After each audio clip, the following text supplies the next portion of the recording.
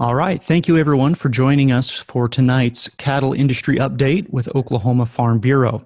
We're going to get going with tonight's program. I'm Dustin Milkey. I'm Vice President of Communications and Public Relations for Oklahoma Farm Bureau. Tonight's format is that we're going to start with some comments here in a moment from Oklahoma Farm Bureau President Rod Moesel. Then after that, we will hand it to our panelists to make some opening statements. Tonight, we're lucky enough to have Dr. Derrell Peel with Oklahoma State University, Scott Bennett with American Farm Bureau, and Michael Nepveux with American Farm Bureau. They will give some opening statements to get their thoughts on the current state of the cattle industry. And then after that, we'll go into a question and answer session. We'll get some closing statements from each of our panelists, and then we will wrap up for the evening. So to get started, we're going to start off with some comments from Oklahoma Farm Bureau by Oklahoma Farm Bureau President Rod Moesel. Rod? Good evening. We're so excited to have you all join us this evening, and excited about the wonderful response from those of you that indicated ahead of time you're going to join us. And I suspect there's some extra folks that are just joining us live. Oklahoma Farm Bureau is trying to get more engaged in using this technology to help communicate with our members and the ag community as we're dealing with just really unusual circumstances following the COVID-19. We've done a couple of webinars in the last 2 weeks on the Paycheck Protection Act, since Farm Bureau played a key role along with Congressman Lucas and Senator Langford in getting the farm and rural community included in that Paycheck Protection Act. And so if you aren't familiar with that and haven't applied yet, we hope you'll check out recordings of those videos, which are out on our webpage for Oklahoma Farm Bureau.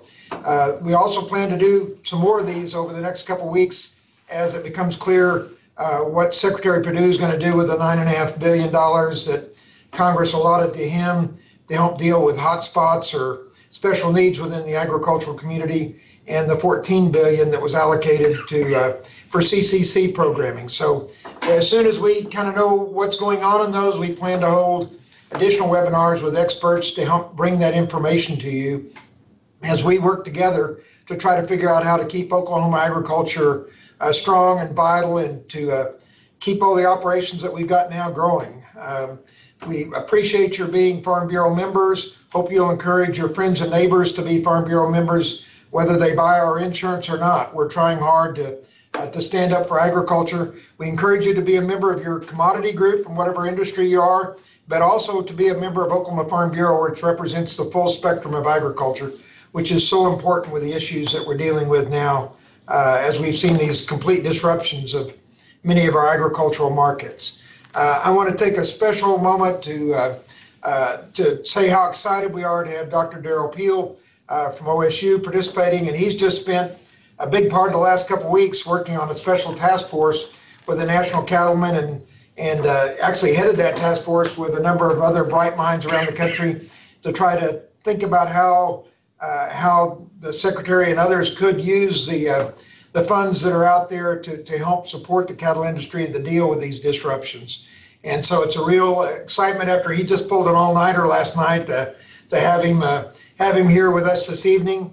And then in my service on the American Farm Bureau Board, I've had the chance to get to know Scott and Michael over this last year or better, and very impressed with the talent of both these folks. And so we're so excited that Scott and Michael are able to join us on the panel tonight. And so I know you're all here to hear about all these changes that have been going on in the cattle market. Beef is by far our most important agricultural commodity in our state.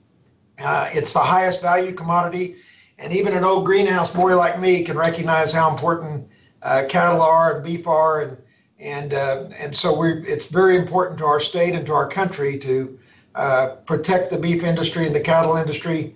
And so that's why we're bringing you this programming tonight. We'll look forward to your comments afterwards and hope that you'll find it helpful. Please, if you have questions during the deal, feel free to text them to Steve or Thad or I, and we'll keep passing them around, and so that Dustin can be asking them as he works with our panel. But thanks especially to all of you for joining us, and to the great panel. And now let's learn some more about the beef market. Thank you, Rod. And next, we're going to hear from each of our panelists as they give us a quick opening statement and their thoughts and comments on the current state of the cattle industry.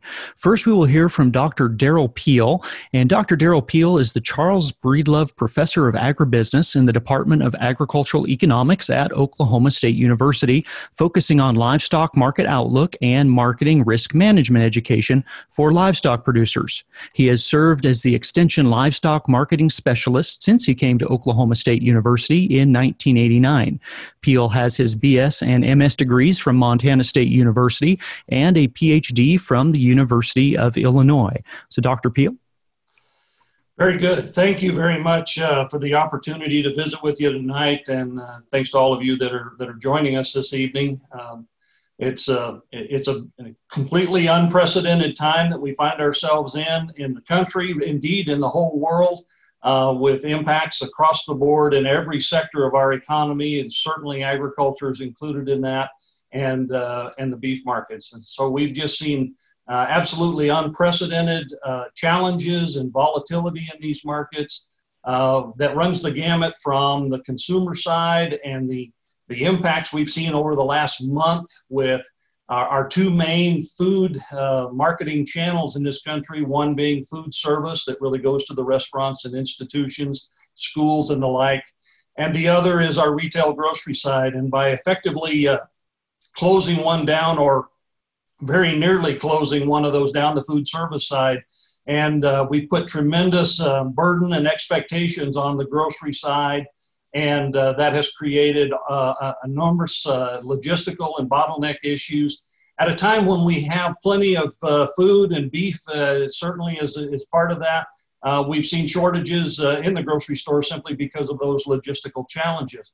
We're beginning to work through some of those, but they're still there because there is that enormous challenge as long as the food service side remains closed. More recently, in the last few days, of course, then the next iteration of these issues takes fold in terms of the direct risk to our ability to continue processing livestock in this country, to processing cattle in the packing plants as the COVID-19 is affecting the labor force in many of these institutions. And so right now, we've got a tremendous amount of uncertainty. We do have some facilities that are either closed down for some period of time or working at restricted levels of production. And there is a continuing threat, and probably will be for some weeks now, of multiple plants being offline and potentially disruptions in the flow of products, which could continue to cause those kinds of supply issues all the way to the consumer level. We just don't know. There's a lot of uncertainty at this point in time.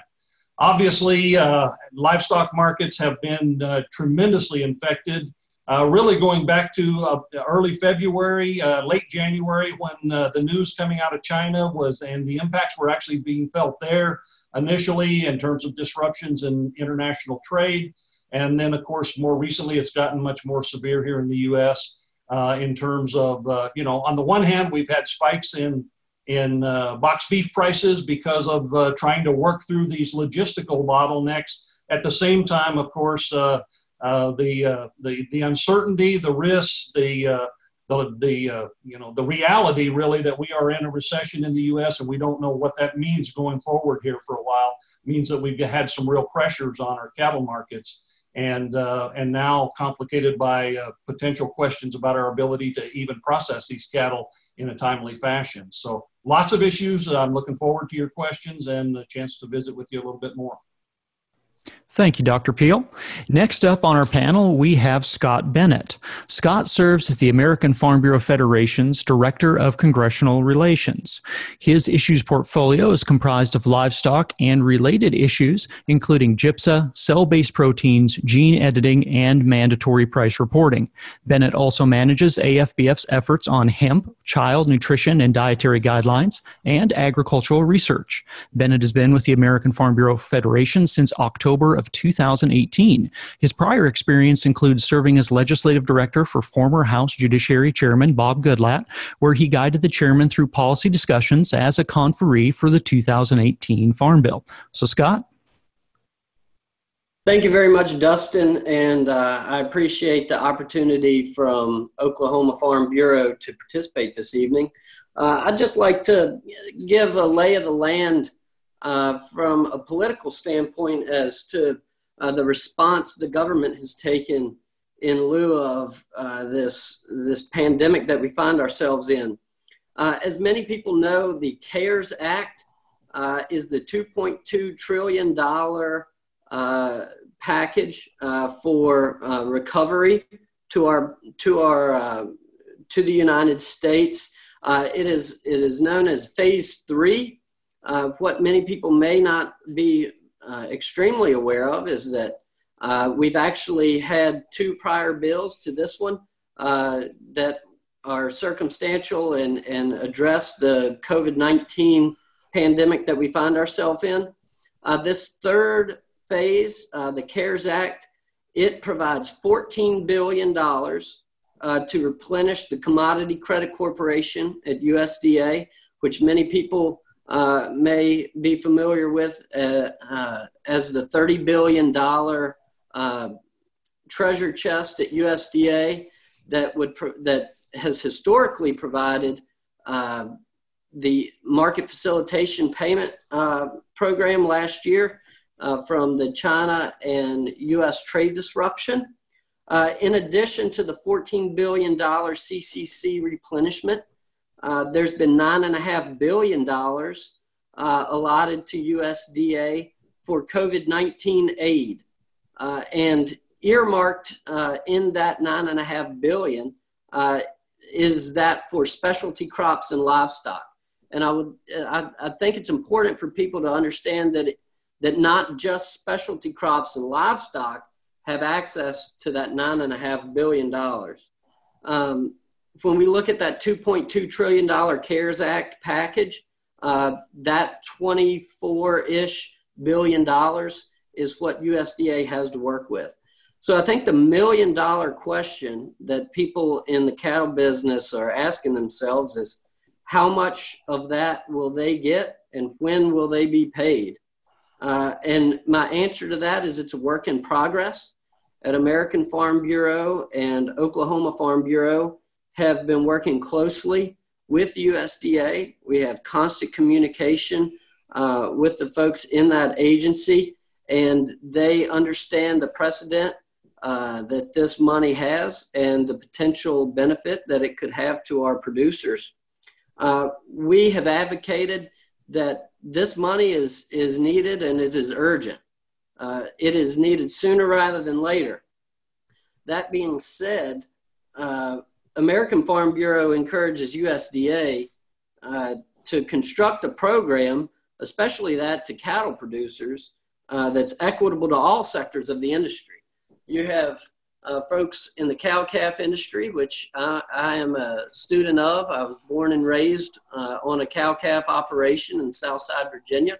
My entire family makes a living in the cattle business, so this hits very close to home for me. And as well as the backgrounder, the stocker, the feeder, we are encouraging USDA to use monies that would be deemed for livestock aid to be distributed in an equitable manner, that it would be beneficial to the cow-calf producer.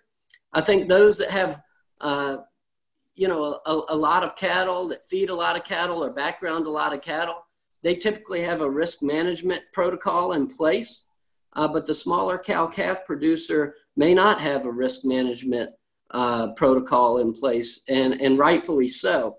And so when those folks go to sell their cattle and they realize that it is at a significant discount due to the circumstances our economy finds itself in, we feel that USDA needs to reflect their aid to those producers in an equitable manner.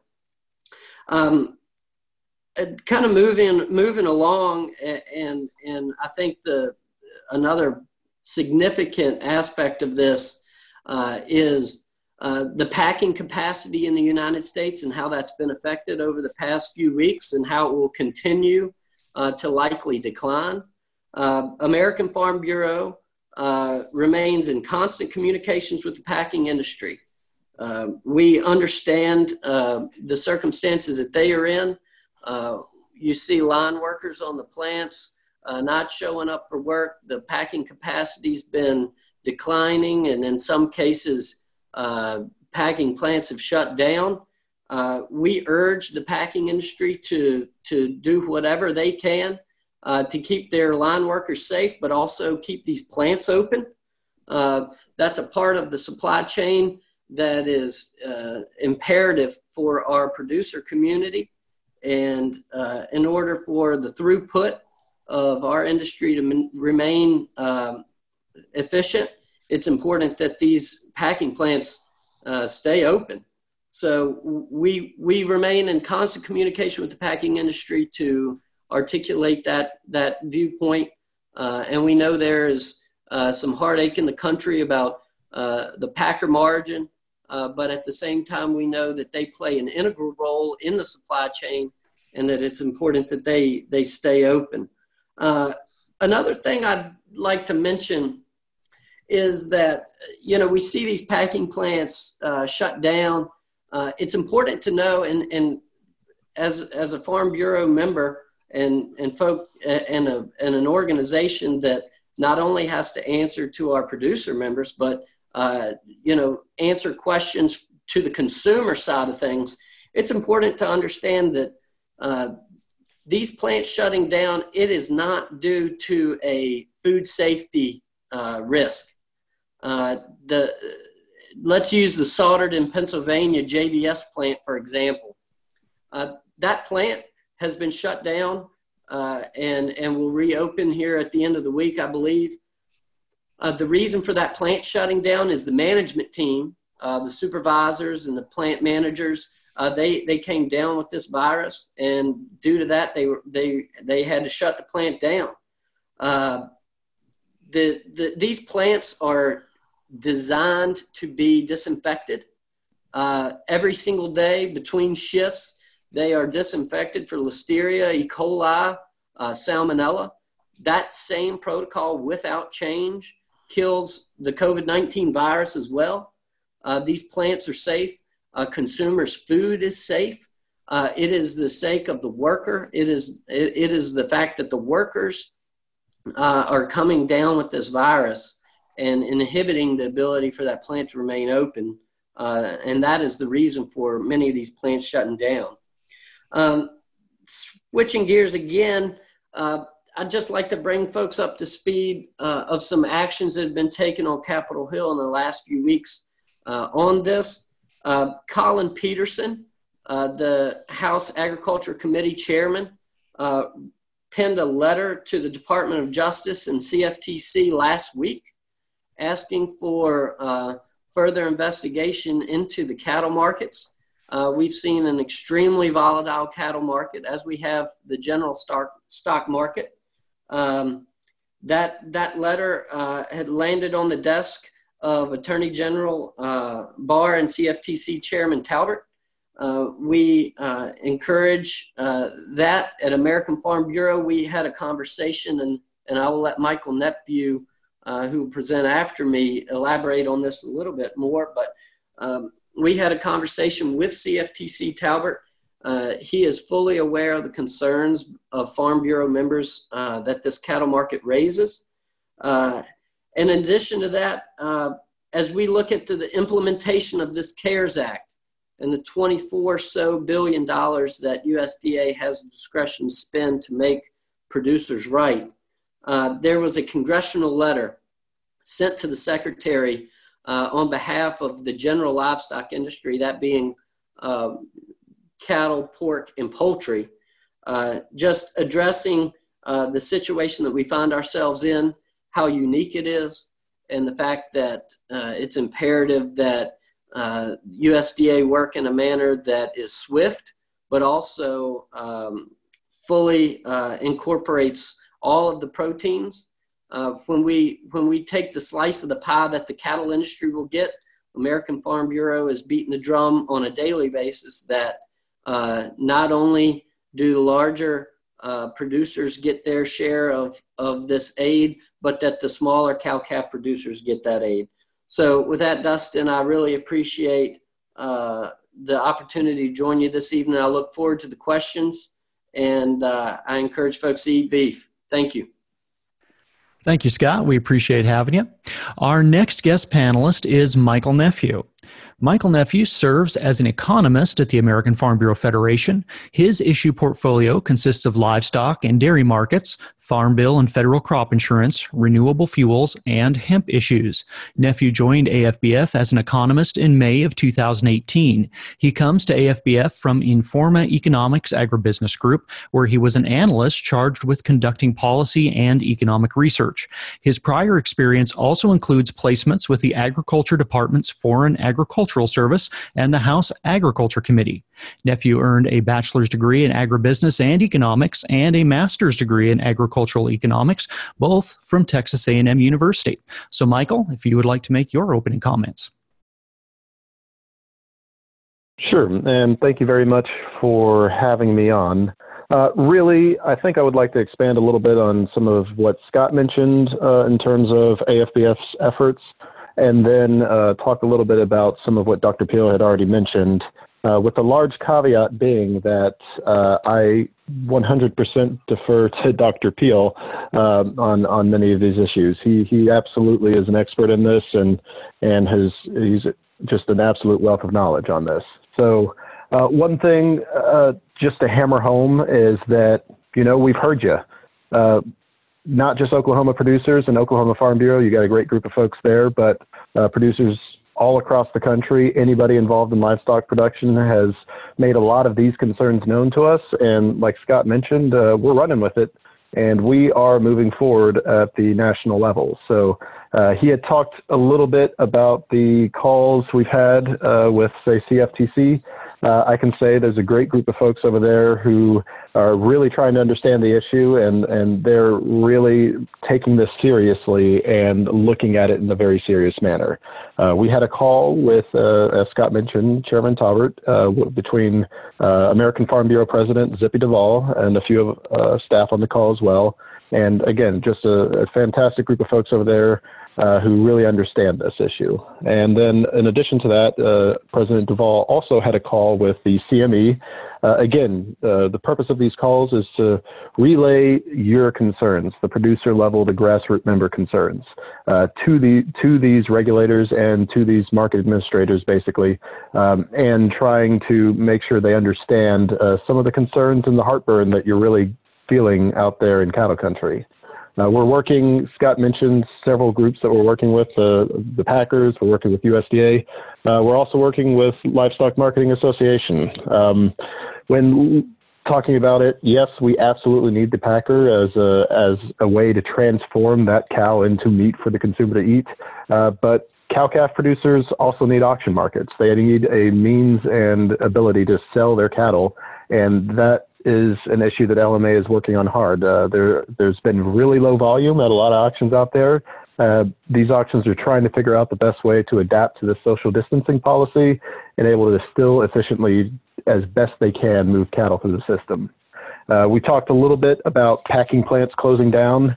To date, unless there's been a news release in the last 30 minutes that I missed, we're sitting about 7 to 8% of pork and beef processing capacity, and like both of them, are being down due to plant closures. Now that's specifically plant closures, public information where we know that, the Souderton plant is down, the Sioux Falls plant just went down over the weekend.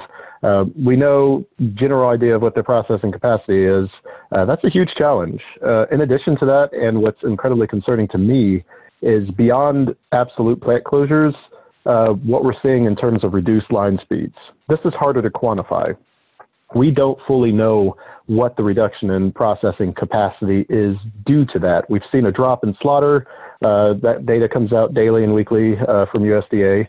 But that's something where I think it has the potential to have a much broader, magnified impact on the industry is exactly once we figure out how bad that is.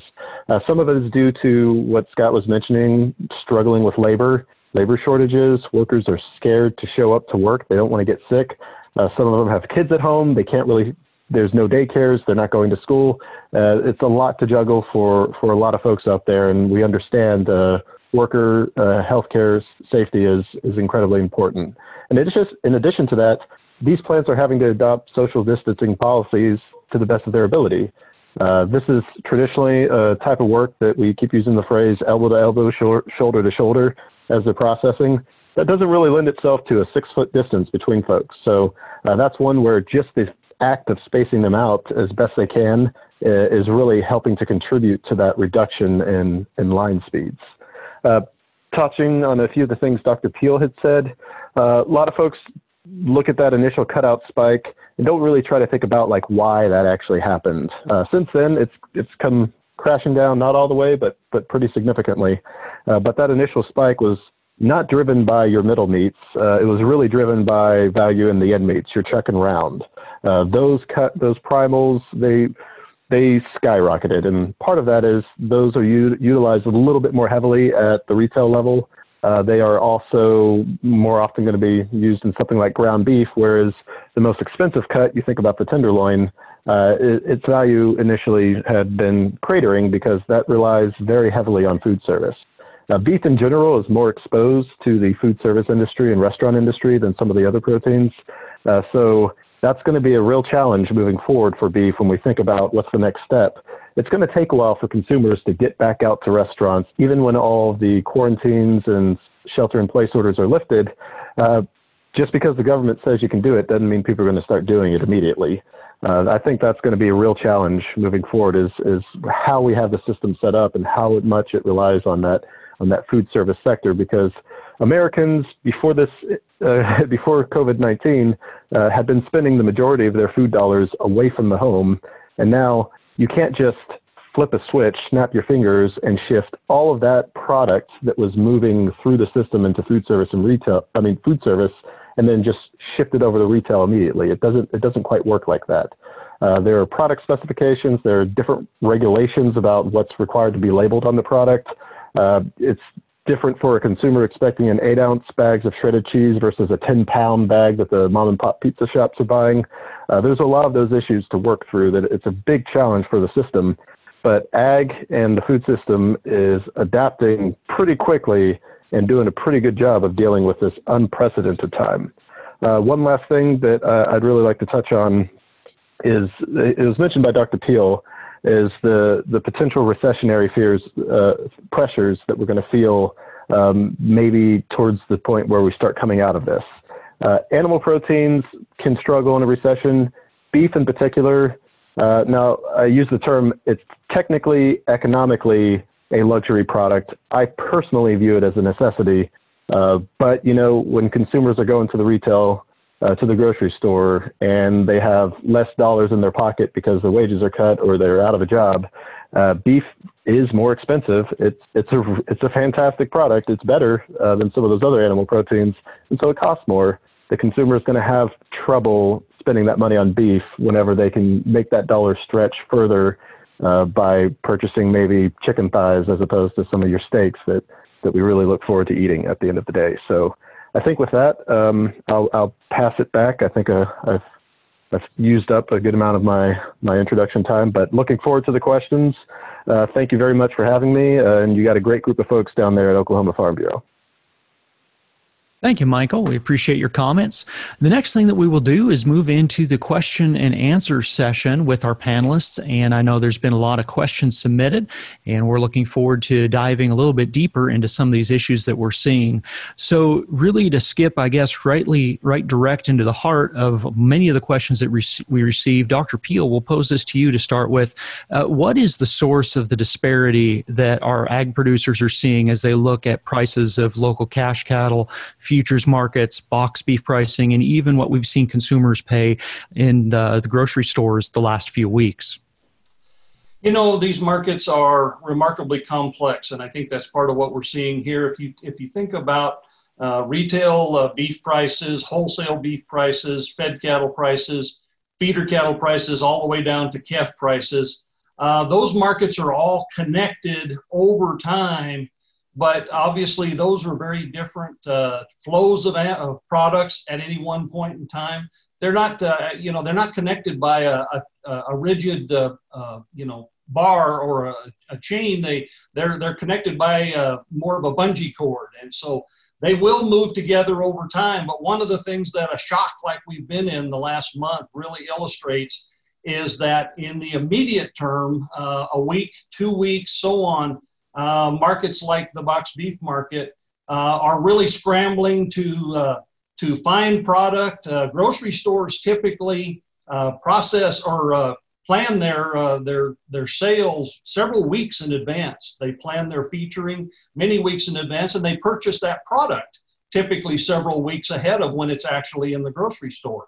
So the meat that was in there when the thing first hit was meat that had been purchased sometime before, and typically packing plants on any given week are making product that's already committed someplace. There's not necessarily on any given day a lot of freely available product. And so that's why you saw that tremendous increase in boxed beef prices. In about a 3-day period, choice boxed beef went up about 19%. And that was just a scramble to meet an unexpected surge in consumer demand at that grocery store level. And so over time, you can fix those problems a little bit. Michael did a nice job of pointing out that, again, the food service and the retail grocery side are very specialized supply chains. And so you can't just move product from one to the other. The folks that are cutting portion control steaks for restaurants are not really set up in the short run to do case-ready product for grocery stores. And so it takes some time to do that. The other thing that's going on when that happens is you've got a distinction between the immediate supply and demand conditions that we just described, for example, in the boxed beef market. Same thing can happen in the cattle markets versus the expectations that we have down the road. And of course, that's what futures markets are really intended to do, is to be focusing on our expectations for what's coming, sometimes in a fairly near future, sometimes longer term. And so we've had tremendous distinction, if you will, between the immediate market conditions in many cases and those expectations going forward. While we were trying to deal with product shortages in the short run, the futures market and the fed cattle markets were recognizing that in a week or two we're going to be past some of this. Not only that, we've got tremendous shocks to the economy. We've got folks laid off. We've got unemployment rising rapidly. That's going to be a problem for beef demand at some point down the road. So that distinction really creates a separation between current supply and demand conditions and our expectations of the future. And so it looks like those markets are moving in opposite directions. And in fact, they are in the very short run, but they're doing it for very specific reasons. And over time, they will realign. And of course, we've got to get past some of this uncertainty and volatility.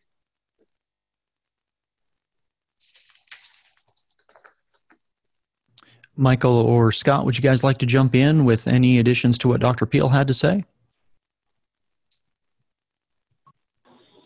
No, I think he did a great job explaining that, really hammering home also on that future prices are really an expectation of what people are expecting in the future. So everything he just said was hitting the nail on the head. Great. Then another question that we've been seeing pop up a lot are questions about packer profitability. Economists often point out that there's differences between pricing and profitability. What is the reality of packer profits right now in the cattle industry?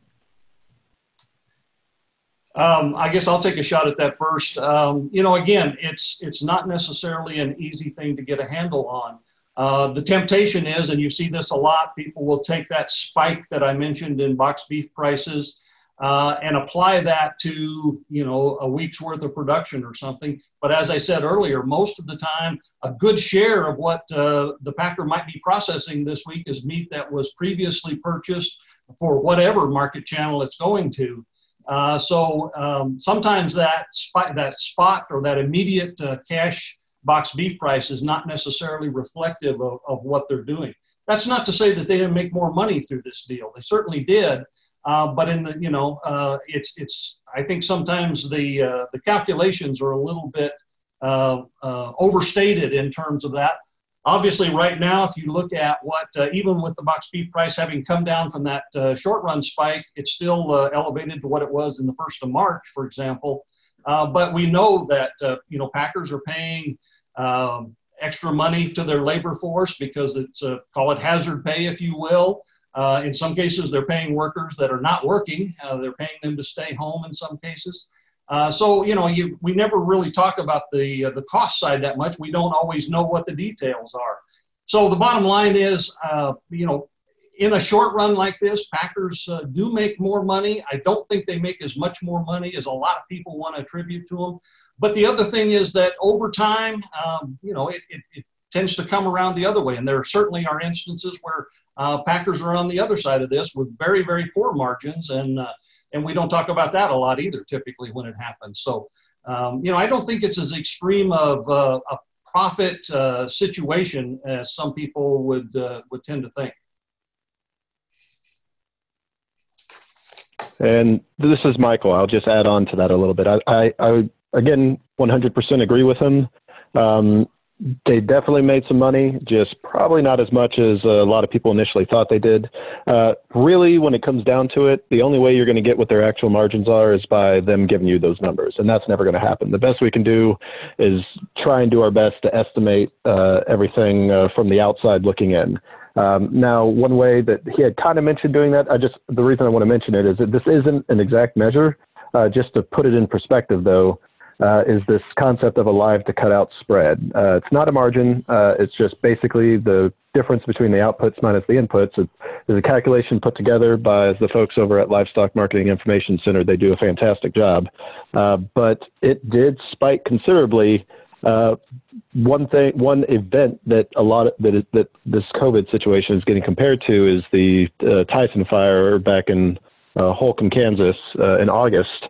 The most recent spike in the live to cutout spread is actually below where it was during the Tyson fire, even though the box beef cutout increased about double what it did during the Tyson fire in 7 days, in a week's worth of time. Part of that is fed cattle prices aren't exactly where they were at the same time as the Tyson fire. And then there's also some additional value that the packer gets from the byproducts, the hide, blood meal, bone meal, things like that. They're actually currently getting a lot less than they did during the Tyson fire. So that's another thing to keep in mind is it isn't always what it initially looks like whenever people compare it. I also keep in mind this idea of the marginal capacity. Even if you do see, and right now we're seeing slaughter fall, but if you see a little bit of an increase in slaughter during those times, it's not the same. Adding an extra shift is a lot more costly than running at normal capacity and normal pace. Shifting cattle around the system and making them move further distances is going to cost the packer a lot more money than operating in normal times. Great, thank you. The next question, and Michael, I'll pose this one to you to start off with, is that looking at a national scale, another point of uncertainty we had some questions revolving around is just wondering what would happen if we had more processing plants come down with workers who end up being impacted and infected with COVID-19, much like the Smithfield plant, South Dakota, made national news about. So within the industry, what role does that uncertainty of a potential plant shutdown anywhere in the country, what does that play in the price making process that we're seeing in the meatpacking industry today? This is an issue that I think scares me a lot moving, at least in short term to medium term. I think I use the Holcomb fire as an example, and it's just easy to draw some parallels to, even though it's a very different situation, and I don't want to make it seem like it is the same. I think this is a little bit scarier than the Holcomb fire in that whenever we had the Holcomb fire happen, the immediate price movements you saw in the cutouts and in cattle prices made sense economically. I know it was frustrating for many of our members, many of our producers, watching the value of the cutout skyrocket while they're getting a lower price for their cattle. I get it and I understand. But what really happened in that instance is you essentially had 6% of processing capacity in the country disappear overnight. That means you have an immediate oversupply of fed cattle. and an immediate undersupply of meat. And then you have retailers and food service who were still in business at the time panicking and panic buying what they could to drive up the value of the cutouts. And then they were trying to figure out what to do with all these cattle that were going into the plant and trying to shift them to other plants. It really was a situation where I worry about a similar reaction moving forward, except with one big difference. That was a single event. Granted, it was for a longer period of time. They were out from August to pretty much the rest of the year, whereas now you have all these individual plants closing down 1 week, 2 weeks, 3 weeks at a time at different points in the country, and it just adds so much more uncertainty. The initial reaction that we saw with the spike in the cutout at the beginning of this COVID-19, that was all demand driven down at the end consumer. Panic buying at the grocery stores was driving a lot of that. Now I think you could start to see a situation where you have a bunch of almost mini fires, and each time something like that happens, it's going to put downward pressure on the cattle prices that many of our producers are trying to sell. I think, again, that's an area that gives me heartburn and kind of gives me concern. I might be overreacting to it. I don't know if Scott or Dr. Bill has anything to say on that. I share your concerns, Michael. I think this is different because it's the only time in history that I'm aware of where we have the potential for multiple plants across the species or within a species, as well as multiple plants across the species. So there's a lot of potential here for some really serious, again, bottlenecks, if you will, in terms of lack of capacity within beef. It could, pork industry is facing the same thing. The poultry industry is facing the same thing.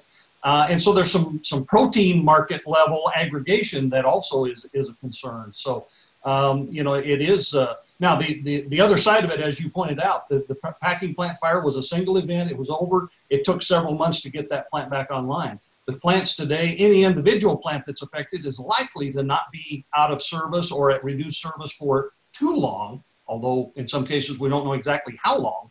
But there's this potential for sort of the perfect storm of a lot of plants being affected at a single time that could really be dramatic. And then the question is not even so much lower prices for cattle or hogs or whatever the input is to that processing facility, but literally not enough capacity available to actually process animals that need to be processed. And we're already seeing a little bit of that on the poultry side. I don't think that'll happen on the beef side, but it could mean that we have some significant delays and extra cost associated with holding those animals if we have to schedule them in due to a lack of capacity. All right. The next question that we have is one that I will pose again to Michael to start with, just because of your portfolio at AFBF with cattle markets as well as dairy. We had a question about, is there anything being done or even anything that can be done to ensure that the beef processing chain continues? And you talked about this at the beginning of some of the issues with that beef processing chain, but to ensure it continues so we don't have a situation similar to maybe something that is happening in the milk supply chain recently with some of the bad news we've seen in the dairy industry. Sure, and I may lightly touch on it and not to throw Scott under the bus on this one, but I'm sure he has some to say about actions that are being taken at the USDA level, as well as actions American Farm Bureau, Oklahoma Farm Bureau are taking. But the dairy situation is also incredibly scary to me. You got folks dumping milk on the ground. Their dairy, beef, and hogs are taking this pretty hard. It's a really, really difficult time for them, for everybody involved. Actions being taken. I know we had made a few comments earlier about, the packers were making money whenever this first started. I don't know how long that's really going to continue as they struggle with these labor challenges. They're kind of offering incentives to workers. Granted, I don't know if it's enough, but that's actions that are being taken, at least at the packer level, is these bonuses for workers that don't miss a day or complete however many weeks of their shifts without a single absence if they can avoid it. And, some of this, no matter how much money you offer it, it's going to be hard to convince someone to go to work when they're legitimately afraid of contracting the virus and bringing it home to their family. But I think the packers are spending more money to try and keep those plants open. I can't emphasize enough, and Scott touched on this, is how important that those plants remain open, because if you start seeing that, not just we focus on what's happening to the producer, that at a producer level would be monumental, but also from a retail consumer level, we already saw all those pictures floating around on social media of empty grocery shelves. Consumers don't fully understand that, at least previously, those empty grocery shelves were due to the fact that it was just a short-term supply chain issue, and the food's there, it's going to take a little while to get there. We might be finding ourselves, hopefully we don't, in a situation where the food's there, technically it's just in cow, steer, heifer form. We need someone to take that animal and process it into meat for the consumer. And if that's not happening, you could start seeing a little bit of an issue in terms of adequate supply of meat to the consumer. Other actions being taken, USDA is absolutely on this as best they can be. You have the CARES action being taken. I don't know, Scott, if you have anything to say that. You're a little bit more dialed in with what's happening on the Hill and over at USDA. Yeah, this is Scott Bennett. I'll add some color there. I think it's important for folks to realize, when this pandemic first started, we saw the packing plants at 85-90% capacity. A lot of the workers were walking off the floor. If you have a young child whose school has been canceled or your child is no longer in school, you're going to stay at home. You're going to stay at home with that child. And I think it's important to realize too that in the packing industry, there's such a shortage of workers that if I'm a line worker at a packing plant and I quit, a week from now, if I go back to that same plant and ask for my job back, they'll give it to me because they need the workforce. And so the workers understand that they have that upper hand.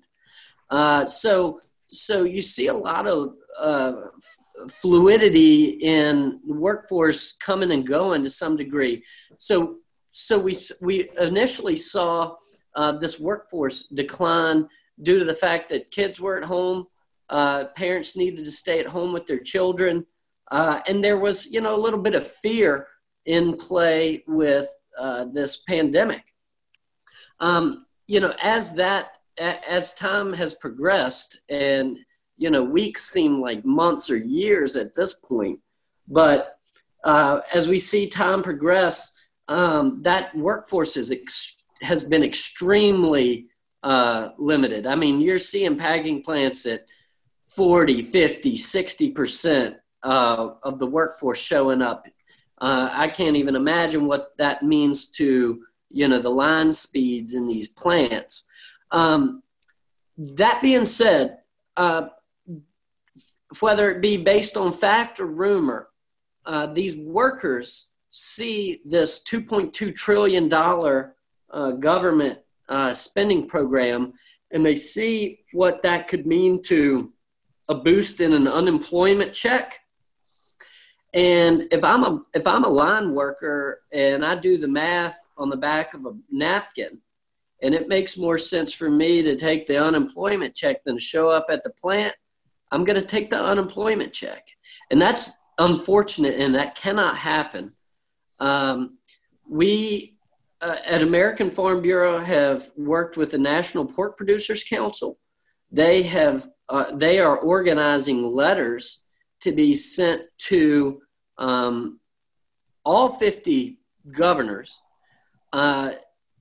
explaining the situation that the packing industry is in, pretty much explaining, to each governor, look, if a line worker quits, they are not eligible for unemployment. And if they quit, they can't file for unemployment. They can't get the benefits that they see on the news that this aid package provides. Now, if they are furloughed, or if a plant feels the need to really reduce their capacity and they are furloughed, then they do qualify for this unemployment.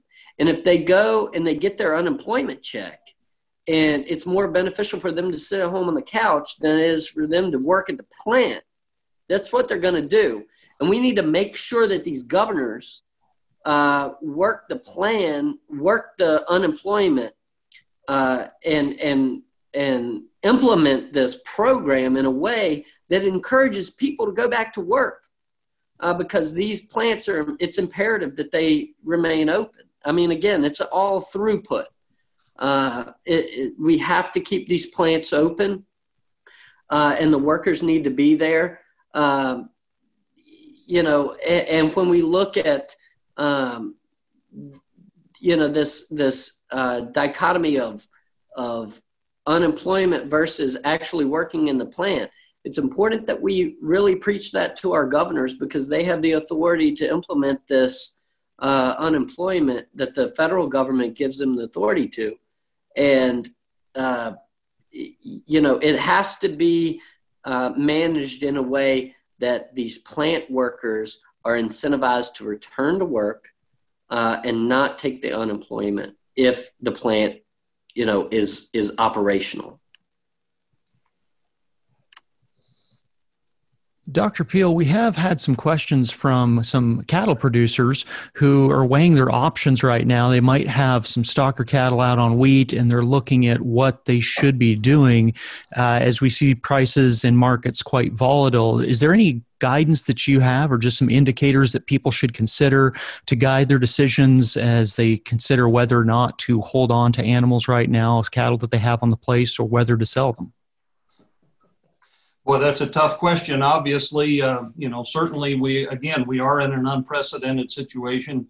So we really don't have any background in history in terms of trying to interpret or think about how this might play out. That said, given where we are at the moment, it just seems to me, based on, really twofold. Again, the first priority in the country is to deal with the virus and the human health things that are going on across the country.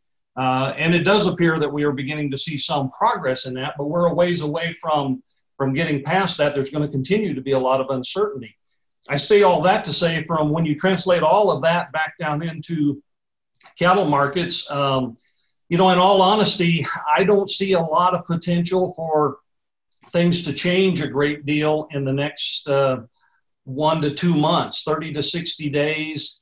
In fact, I think there's still some risk to the downside. We'd like to think that we're getting close to the bottom. And if we don't have these kinds of plant capacity issues we've been talking about, we probably are kind of close to the bottom. There's still some risk to the downside. I think there's relatively little potential to the upside in that 30 to 60 day time frame. And we may have to extend that out depending on how long it takes to see some progress.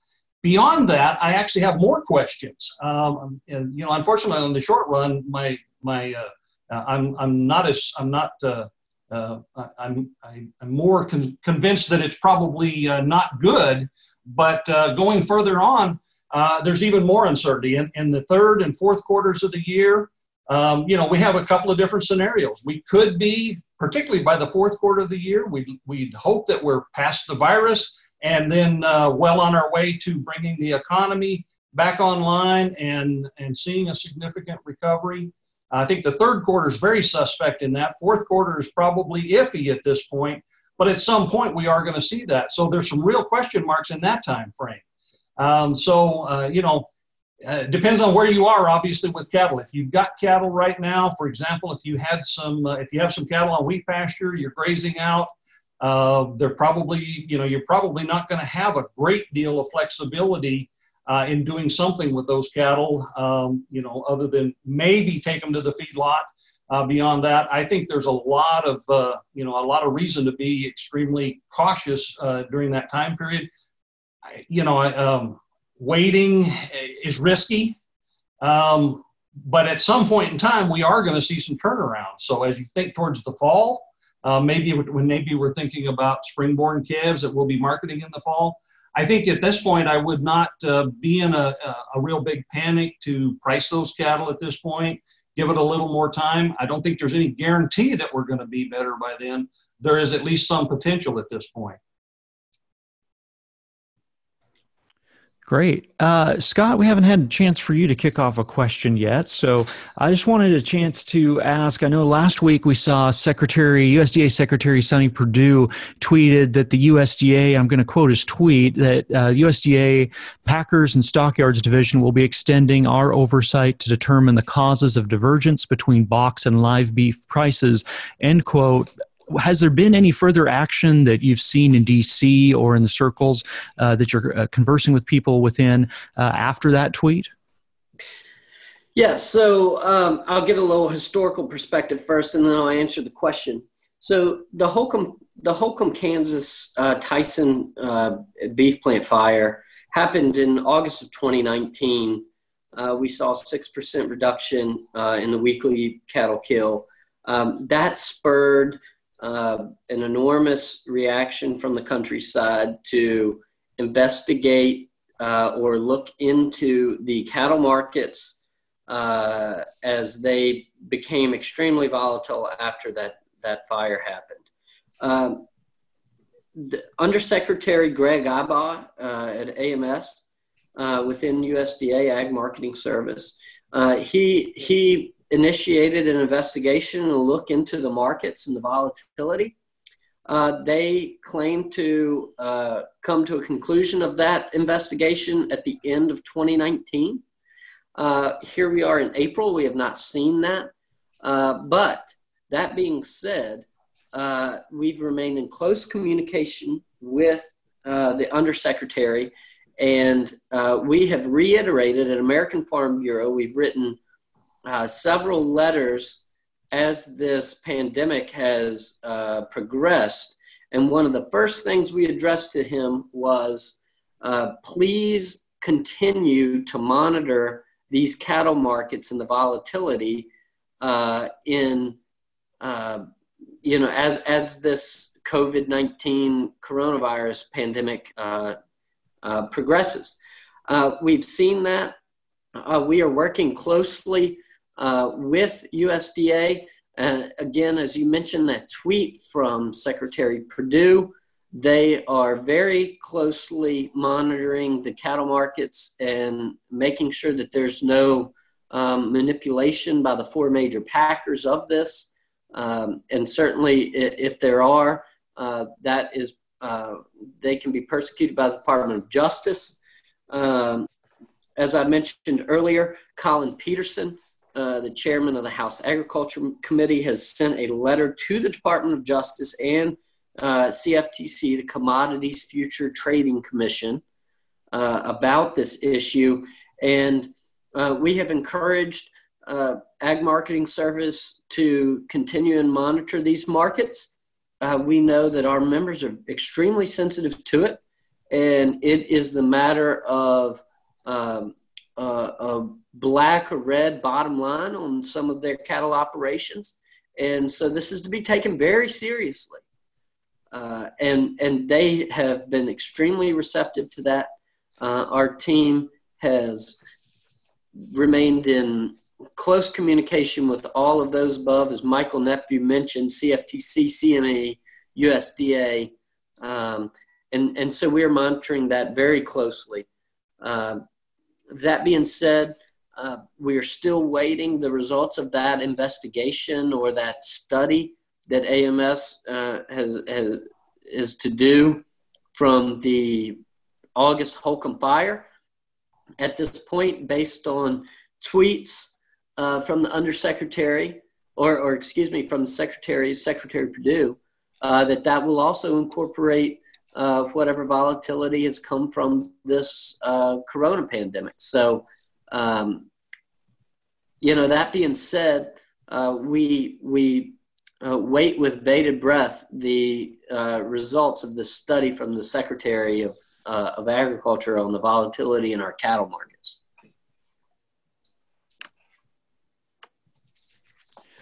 Now, Dr. Peel, a question for you. We have had some members who've pointed out that the volatility in the futures markets is kind of making it difficult for them to use futures in a traditional hedging strategy. And they've also been wondering about the ability of the futures market to really reflect what our farmers and ranchers are seeing in the cattle market. What are your thoughts on the status of the futures market right now and how our cattle producers should be viewing those or using those? Well, the futures markets have been extraordinarily volatile. I didn't do a count recently. I heard something the other day that I don't remember, 16 out of the previous 20 or 21 days we had limit moves. That's not the way you really want those markets to function on an ongoing basis.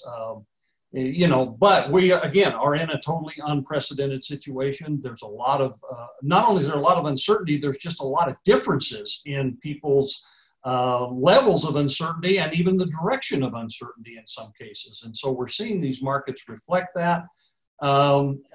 It does make it harder when those markets are so incredibly volatile on a day-to-day basis. And of course, when they do have limit moves, they get locked and you actually can't trade them for some period of time, maybe until tomorrow. And so that does make it hard sometimes for producers to get in and out.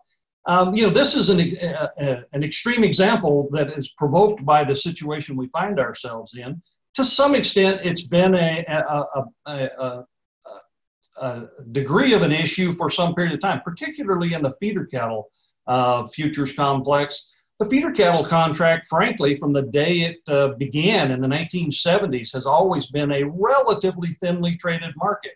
And so it was always a little bit of a challenge to have the kind of liquidity in that market that you really need for it to function as well as you would like. It works, but there have been challenges in that.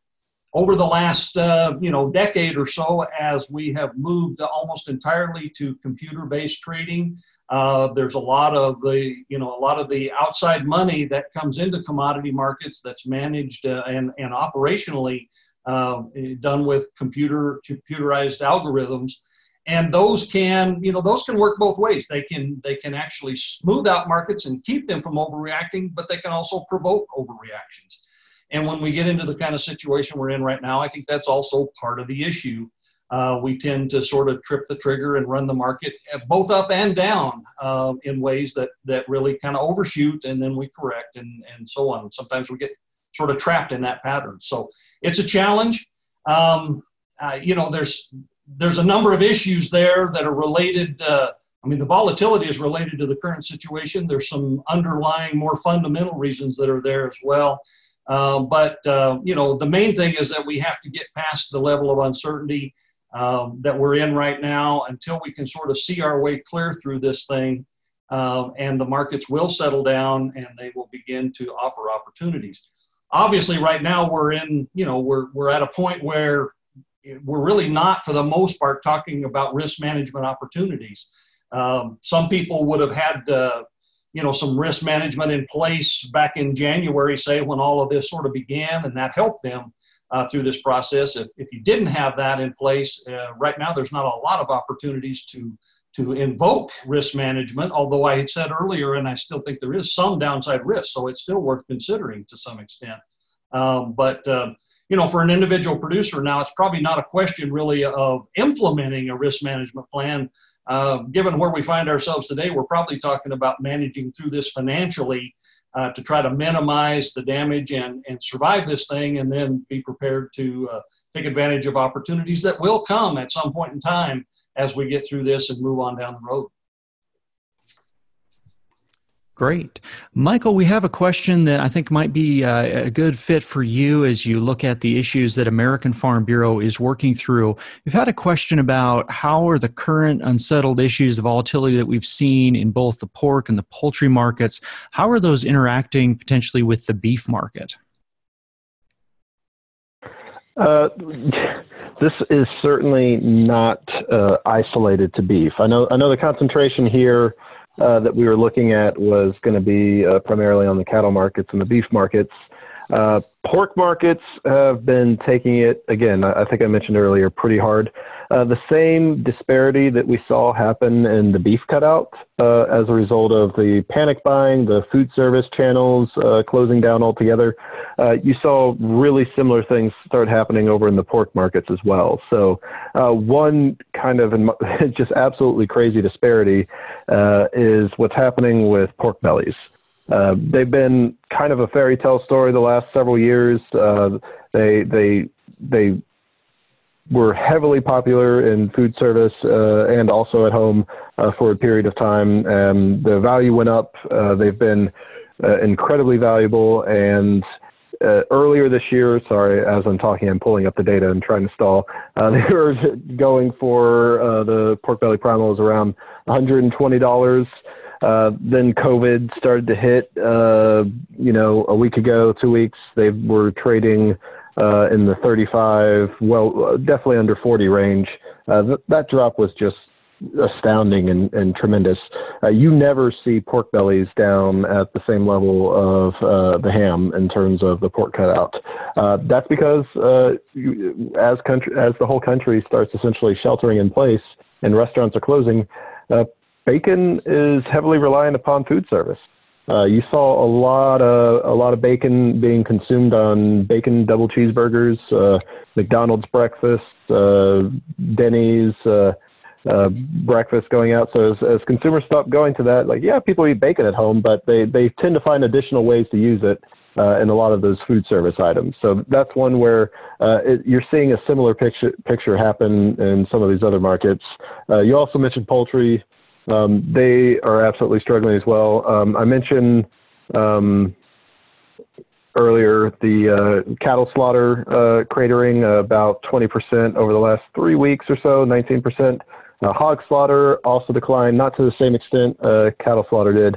You're seeing them breaking eggs instead of continuing on with hatching in the poultry sector. That's also because that shoulder-to-shoulder work, they're expecting a slowdown further down the line. I just heard earlier today our own president at American Farm Bureau, Zippy Duvall, he's a poultry farmer. He was talking about he's worried about the delay in between flocks. And, a lot of these poultry farmers, not specifically talking about him, just in general in this industry, they take on a lot of debt to finance these houses. And that is predicated upon this idea that I'm going to get 5 turns this year. If you slow it down enough, that pushes it down to 4 turns this year. You just lost 20% of your annual income just by being, in this case, it's not manipulation. It's not it's not vindictive on behalf of anybody. It's just the way the market's reacting right now and all of that uncertainty about what demand is eventually going to be and whether or not you'll even be able to process those birds. I think there was a question in there. I don't think we've talked about it very much. A lot of our animal protein system in the U.S. relies very heavily on this almost just-in-time delivery system. Everything is incredibly efficient, particularly in the poultry and pork side of things. They get a very specified amount of time to clean out in between flocks, in between pigs. Pigs, part of the reason they got to be sold on Tuesday is because on Wednesday you got to wash out. You got another arrival of pigs coming in on Thursday. It's that kind of day by day. Everything is working. It's like cogs in the machine. Everything's working efficiently. Cattle, it's not invincible to this, but you got a little bit more ability. Like one of the questions earlier on, do I sell now? Do I hold? Sell at heavier weight? You can feed them out a little bit longer. You just really don't have that necessarily in the pork and poultry side of things. So I think that's a struggle that you're seeing across all of animal protein is this COVID-19 as we watch it decimate demand at the food service and restaurant sectors. Same as in beef, you can't just flip a switch and move all this product that had been going there in terms of pork and poultry over to the retail sector. Farmers across America are getting hit by this. This is not isolated to one animal protein, and quite frankly, it's not isolated to animal protein in general. Ethanol's taking it, milk's taking it.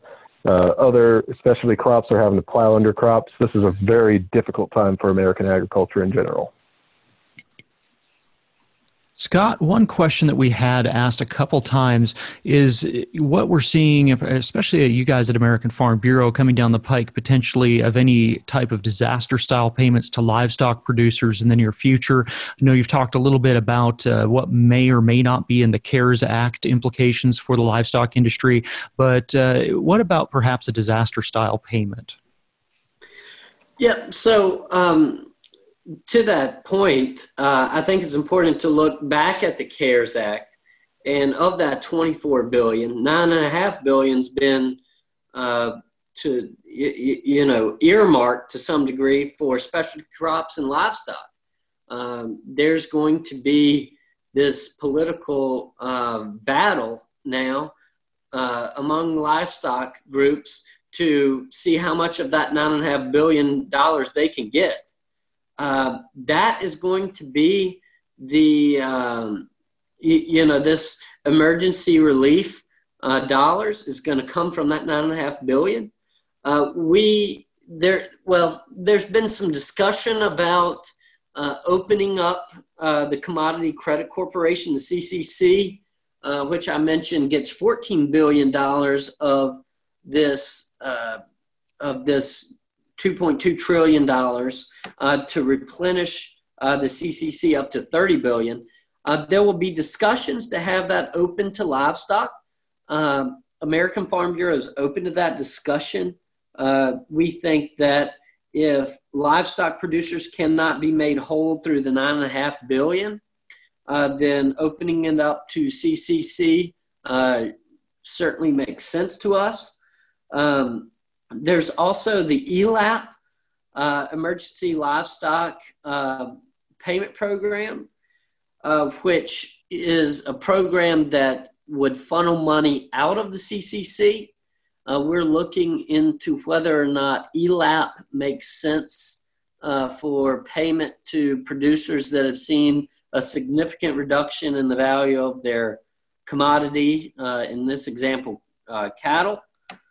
So we are working with USDA on that to see whether or not there's an appetite to tap into CCC. But I think before we do that, we need to see exactly how much of this $9.5 billion is going to come to livestock. And I'll take this opportunity to mention, if you read the news or you see things, we've had this phase 3 been implemented, right? This is the $2.2 trillion.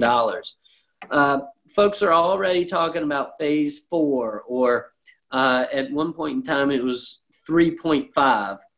And it's up to Speaker Pelosi in the House to bring this forward at this point. And a lot of folks are asking us, what is the livestock sector going to ask for in this phase 4 of, trying to bring this economy back up to speed? My answer to that is, well, we don't know. We don't know what we're going to get out of, I'm not going to rob Peter to pay Paul. So I don't know how much of phase 3 we have. Let's say we get a significant portion of this $9.5 billion and it's equitable and it all makes sense. Then there's not going to be a lot of need politically to go and ask for a lot of money in phase 4. But if for whatever reason in this, in the implementation from USDA, that we don't receive what we feel is equitable amount for livestock in the CARES Act, then we will have a significant dollar ask out of phase 4. But the problem is we don't know what phase 4 looks like. We have no skeleton. We have no blueprint. We don't know what that means. We are monitoring that. But right now at American Farm Bureau, our eyes are set on, making the cow-calf and cattle producers in the countryside right through this phase 3, through CARES Act, and this $9.5 billion that we have to work with. And whatever percentage of that we receive, it'll be imperative that we implement that in an equitable way across all folks in the cattle industry. Thank you to everyone who submitted comments. As we draw to a close, we are going to give each panelist a chance to give their closing thoughts, starting with you, Dr. Peel, if you'd like to share your final thoughts with our webinar attendees.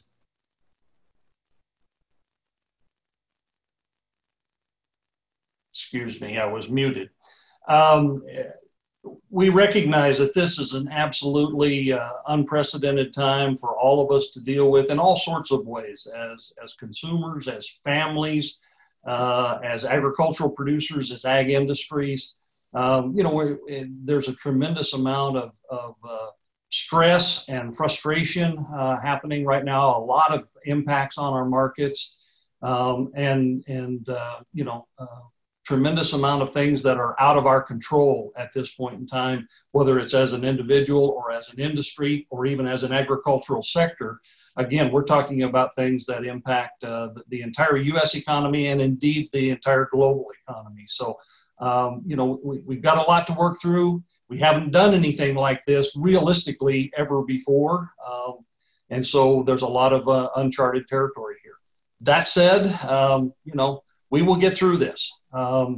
There's plenty of challenges along the way, but we will come out of this. And one of the things that I guess I would, from a purely cattle market standpoint, or maybe protein market standpoint, that I would remind folks, we started this year with overall expectations from a cattle standpoint that we would probably see some stronger prices, particularly in the second half of the year.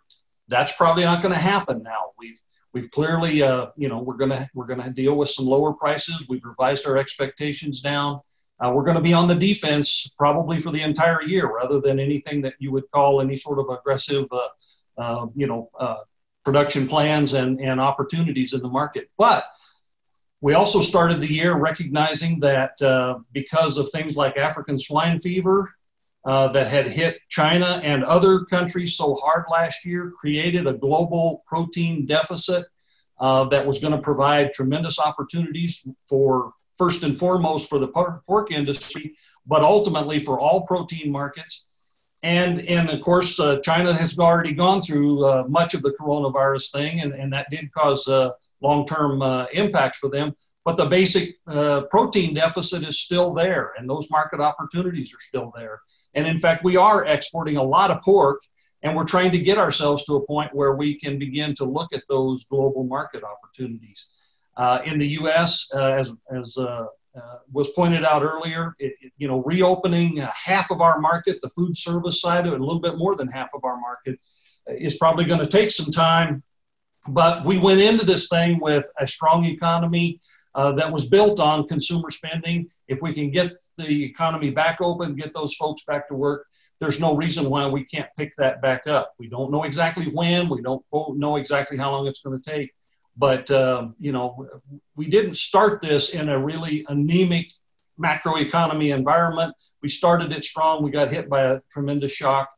So we have to work our way through this and get through this, and then look for those opportunities that will be there at some point in the future. Thank you, Dr. Peel. Scott, do you have any closing thoughts or statements that you'd like to share with our group? Sure. I'd just like to emphasize the fact that here I sit, less than a mile from our nation's capital. I'm rather anxious in a work-from-home environment to be away from my family's farming operation and cattle operation in Southside Virginia.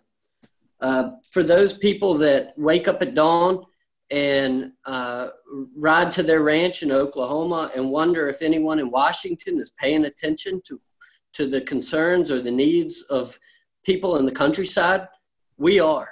I'm here. I wake up in the middle of the night concerned for the needs of the people that keep this supply chain moving, people that raise cattle, sell cattle. I would just like to emphasize that if you have any questions or if you have any needs or concerns, please reach out to Oklahoma Farm Bureau. They might be a flight away from Washington, but I tell you what, they are on the front lines with your senators and congressmen to work and make right the needs of the cattle producers in your state. I encourage you to reach out to them. They will in turn reach out to me if needed. But I would just like to emphasize that while we are all in dire straits and a little bit of widespread panic over the markets in a whole, that there are people in Washington that are working diligently on your behalf. And I would, I'll leave that to you, Dustin, but thank you to everyone for the opportunity to present our case here with Oklahoma Farm Bureau. Thank you. Thank you, Scott. We appreciate it. And Michael, do you have any comments or statements that you'd like to offer for our group? Well, to be honest, I kind of think Dr. Peel and Scott already stole my lines. So just to, reiterate a few things that they'd mentioned. This is a huge challenge facing the industry right now. But long term, I 100% agree with Dr. Peel. I feel like I've been saying that all night because he's right. Long term, I'm still very bullish at animal protein. Heading into this year, we were in a pretty good position. Per capita beef consumption had been on the rise.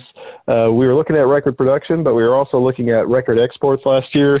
We're looking at beef being in a really good position, especially when you talk about that animal protein gap or deficit that is existing around the world, and who around the world has the ability to fill that. I think American farmer and ranchers were standing ready before any of that before any of this COVID-19 stuff happened. And also to reiterate some of what Scott said, if you're hearing something, we are a grassroots organization. All of our policies, all of our directives, all the work that we do is directed by members like you. So if you have concerns, if you have frustrations, we absolutely want to hear about them. You can reach out to American Farm Bureau. Oklahoma Farm Bureau is, again, fantastic. You got a great group of staff, great group of people working there on your behalf, and we're trying our best to work in the nation's capital on your and on their behalf. So, again, just please, we're a grassroots organization. We can't exist without members like y'all. So please let us know what we can do to help you. Well, thank you again to each and every one of our guest panelists. I know that all of our members have appreciated your expertise and your input on these issues as we face these very uncertain and very interesting times. Lastly, I'll throw it to Oklahoma Farm Bureau President Rod Moesel to kind of wrap all this up for our Oklahoma Farm Bureau members. Well, what a great panel. We're very appreciative of all three of these outstanding gentlemen. To have Derrell Peel on the staff at OSU and to have him as truly one of the national leaders on this subject matter, and one who we can turn to not just in Oklahoma, but that leaders all over the nation turn to. And then I hope you all have enjoyed getting a chance to meet our two outstanding AFBF staffers, both Scott and Michael, and seen some of their talent. And we'll try to involve them again regularly in the future. We wish there were simple answers in this subject matter, but these are very, very complicated questions and very complicated markets. Just a few weeks ago, 54% of all the food was basically going through institutional channels, and somewhere around 46% was going through groceries. And in the matter of a couple of weeks around our country, nobody knows exactly the breakdown now, but probably something like 80% is going through groceries now. Some people say even 85%.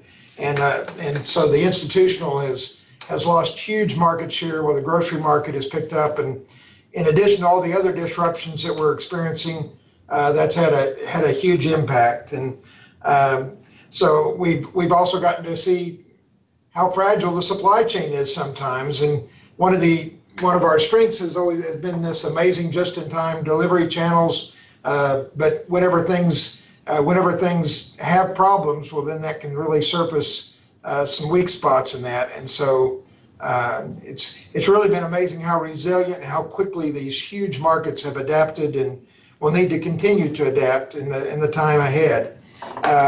We'd love to see more packers, so we're not dependent just on 4 major packers in the country. We'd like to see more local packers and more local beef processing opportunities. In fact, the Oklahoma Cattlemen's Association is going to have a webinar tomorrow midday on promoting how you can market your beef locally and how you can possibly develop some local markets. We'd encourage you to tune in to watch our friends at Oklahoma Cattlemen and as they try to explore some of those possibilities. And we work hard to work together to find some solutions for the cattle markets and the beef deal. A couple other things just to wrap up that we've been doing at Oklahoma Farm Bureau. We were one of the states that jumped on first on an initiative effort with our good friends in Texas and Oklahoma and a lot of the other southern states to do a letter to Secretary Perdue.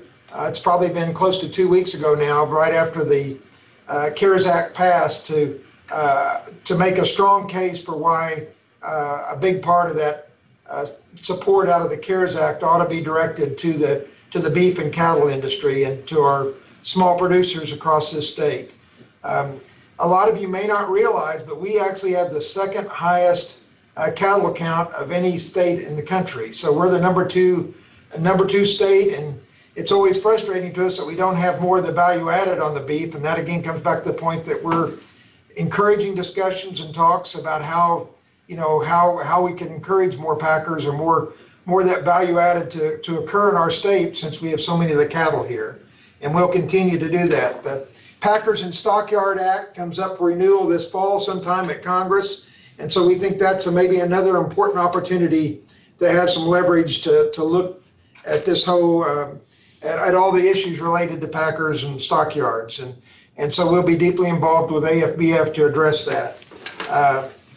We also are very excited about the support of our own Oklahoma Ag Secretary, Blaine Arthur, and she stepped forward to appeal to Secretary Perdue to expand the investigation of the packers and out of the overall cattle markets that was started after the Hokum fire, to expand that to all the implications from the COVID-19 market disruptions that we've seen. And so we were excited to be able to stand up and support Blaine Arthur in those initiatives that she's taken in that regard. So we're always hunting for opportunities to stand up and try to make a difference for our Oklahoma Farm Bureau members.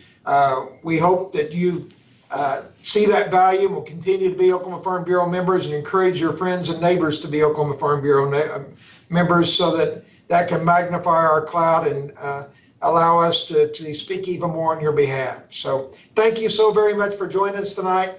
Please let us know with phone calls and text and emails whether this information is helpful and what other programming we can bring to you to be of service. So thanks again for your attendance tonight, and to our outstanding panelists, and we'll look forward to better days ahead as spring comes to Oklahoma. Thank you, Rod, and we appreciate all of our members and everyone who is interested for calling in and connecting with us on our Cattle Industry Update webinar. There will be a survey at the end of the webinar, so please take a few minutes and fill it out so we can make good decisions and be able to provide more programs for our members and for Oklahoma agriculture. If you don't get a survey tonight, there will be one hopefully in your email tomorrow. Also, we invite anyone who's not a Farm Bureau member to join Oklahoma Farm Bureau. Your membership dues allow us to be able to put on programs like this, and everyone who's an Oklahoma Farm Bureau member is also an American Farm Bureau member and gets all the benefits of having great folks like Michael and Scott representing us and our interests in Oklahoma agriculture in Washington, D.C. with American Farm Bureau. If you would like the audio from this program, we will be posting it to our Oklahoma Farm Bureau website as soon as we can get it prepared and uploaded. Thank you again to all of our panelists. We really appreciate your time helping share an update with the cattle industry with our members and our Oklahoma agriculturalists. And thank you again for attending. We hope you found this informative. Have a good evening.